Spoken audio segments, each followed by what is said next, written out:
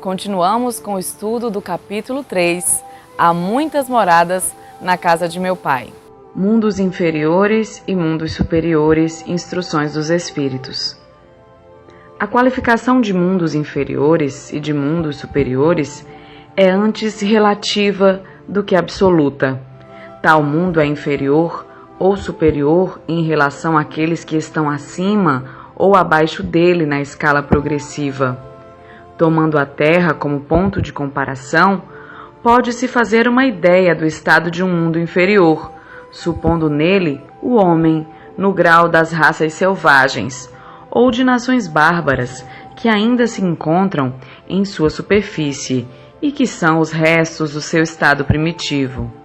Nos mais atrasados, os seres que os habitam são, de alguma sorte, rudimentares. Eles têm a forma humana, mas sem nenhuma beleza. Seus instintos são temperados por nenhum sentimento de delicadeza ou de benevolência, nem pelas noções do justo e do injusto. Só a força brutal faz a lei. Sem indústrias, sem invenções, despendem a vida na conquista da sua nutrição. Entretanto, Deus não abandona nenhuma das suas criaturas. No fundo das trevas da inteligência jaz latente a vaga intuição de um ser supremo, mais ou menos desenvolvida. Esse instinto basta para torná-los superiores uns aos outros e preparar sua eclosão para uma vida mais completa, porque não são seres degradados, mas crianças que crescem. Entre esses graus inferiores e os mais elevados, há inumeráveis escalões, e nos espíritos puros desmaterializados e resplandecentes de glória, se tem dificuldade em reconhecer aqueles que animaram esses seres primitivos, da mesma forma que no homem adulto se tem dificuldade em reconhecer o embrião. Nos mundos que atingiram um grau superior, as condições da vida moral e material são bem outras que as de sobre a terra. A forma do corpo é sempre, como por toda parte, a forma humana, mas embelezada, aperfeiçoada e, sobretudo, purificada. O corpo nada tem da materialidade terrestre e não está, por conseguinte, sujeito nem às necessidades, nem às doenças, nem às deteriorações que engendram a predominância da matéria. Os sentidos mais delicados têm percepções que a grosseria dos órgãos sufoca neste mundo. A leveza específica dos corpos torna a locomoção rápida e fácil. Em lugar de se arrastar penosamente sobre o solo, ele desliza, por assim dizer, na superfície ou plana na atmosfera sem outro esforço senão da vontade. A maneira pela qual se representam os anjos ou pela qual os antigos imaginavam os manes dos campos elíseos. Os homens conservam à vontade os traços de suas migrações passadas e aparecem aos seus amigos tal como os conheceram, mas iluminados por uma luz divina, transfigurados pelas impressões interiores que são sempre elevadas. Em lugar de rostos pálidos, devastados pelos sofrimentos e pelas paixões, a inteligência e a vida irradiam esse clarão que os pintores traduziram pelo nimbo ou auréola dos santos. A pouca resistência que a matéria oferece aos espíritos já muito avançados torna o desenvolvimento dos corpos mais rápido e a infância curta ou quase nula. A vida, isenta de inquietações e de angústias, é proporcionalmente muito mais longa que sobre a terra.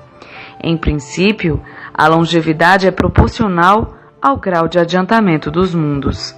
A morte não tem nada dos horrores da decomposição.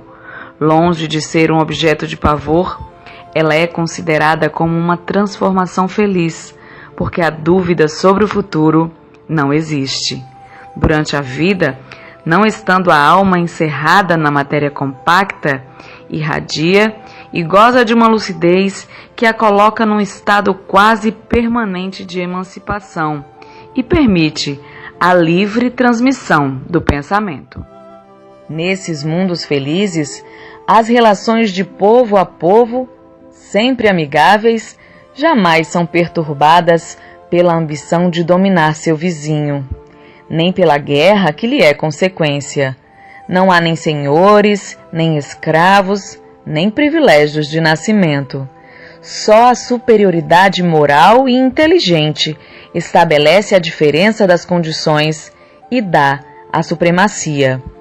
A autoridade é sempre respeitada, porque não é dada senão a quem tem mérito e se exerce sempre com justiça. O homem não procura se elevar acima do homem, mas acima de si mesmo, aperfeiçoando-se. Seu objetivo é chegar à classe dos espíritos puros, e esse desejo incessante não é um tormento, mas uma nobre ambição que o faz estudar com ardor para chegar a igualá-los. Todos os sentimentos ternos e elevados da natureza humana se encontram aumentados e purificados. Os ódios, os ciúmes mesquinhos, as baixas cobiças da inveja são ali desconhecidas. Um laço de amor e de fraternidade une todos os homens. Os mais fortes ajudam os mais fracos. Eles possuem mais ou menos, segundo tenham mais ou menos adquirido pela sua inteligência. Mas ninguém sofre por falta do necessário, porque ninguém está em expiação.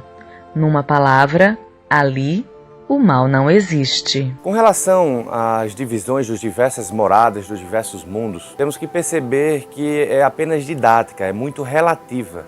Para que possamos dividir os mundos, nós temos que entender que, partindo do pressuposto da Terra, nós temos mundos que são muito mais elevados e temos outros que são destinados ainda a criaturas, seres mais primitivos. E é sobre esses que nós vamos falar, que são mundos que habitam seres humanos, mas que esses seres ainda estão na infância da humanidade. Ainda são muito egoístas, ainda são entregues às paixões e por isso mesmo ainda tem uma grande escala para eles caminharem. Nós vamos perceber que o egoísmo, que a inveja, que todas essas paixões ainda são muito presentes e que Deus, mesmo assim, favorece esses mundos com a percepção da realeza divina, com a percepção de um ser que atende a todos.